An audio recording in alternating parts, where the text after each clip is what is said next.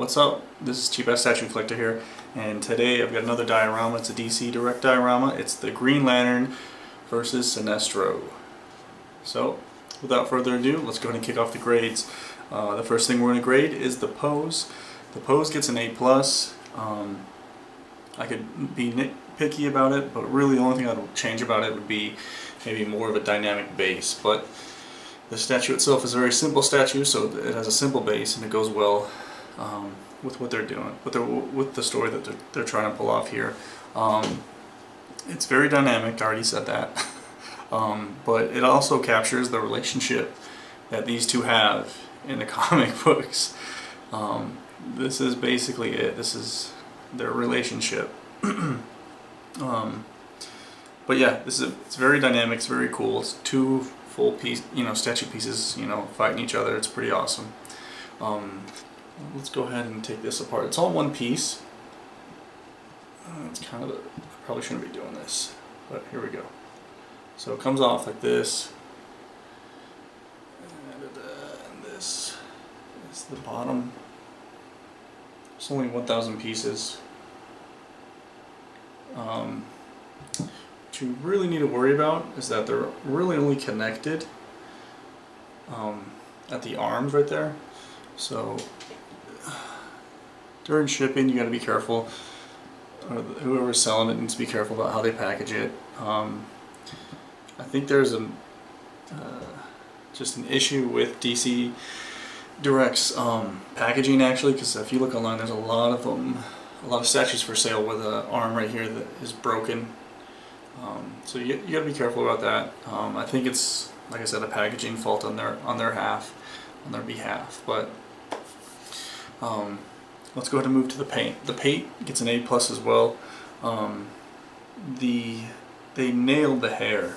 I love the hair on both of them. They did a great job on the hairlines. They did a little bit of like the black, lines where the hair meets the head, the hairline. So it looks really awesome. Sinestro's face is also what I like about the paint and the sculpt. So let me talk about the sculpt, details of his face later. But really, the hairlines are awesome, which I like the most. I kind of hate pieces that don't have good hairlines. And their suits kind of sparkle where the green and blue are, and really it has a very comic book look to it. So it's kind of like a Kotobukiya 1/6 statue where the artwork isn't realistic. It's more of a cartoon type look, and that's kind of what this looks like. When it's what I like. The sculpt gets an A because it doesn't get an A+ because his thumb on his hand where he's grabbing Sinestro looks like it's two thumbs. It doesn't look correct, and it just looks really bad. It looks like a penguin thumb or something like that. Other than that, though, the sculpt is awesome. Like I said, great hair, great face for Sinestro. There's so many little details in his face. And this isn't a 1/6 statue. This might be even a 1/8, almost 1/9, so it's small. But they packed tons of details in Sinestro's face, and it's one of my favorite DC versus Direct statue faces. They really nailed it. Like I said, the thumb is the only thing that's really messed up on the sculpt details. Everything else is pretty much spot on, perfect.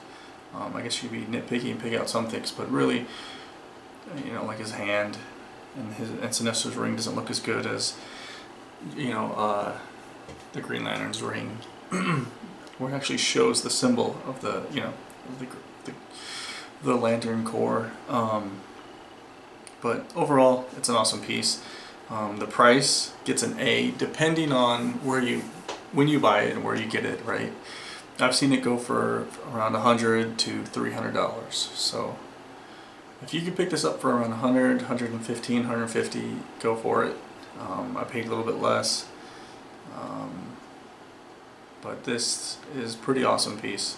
This is the comic that I will end up posing it with, or put it in my display case with. And that is it. That's the review. I hope you guys enjoyed the overview and stay to watch that. And you know, please subscribe, please like, please comment about anything you didn't like or did like. Cool. Peace.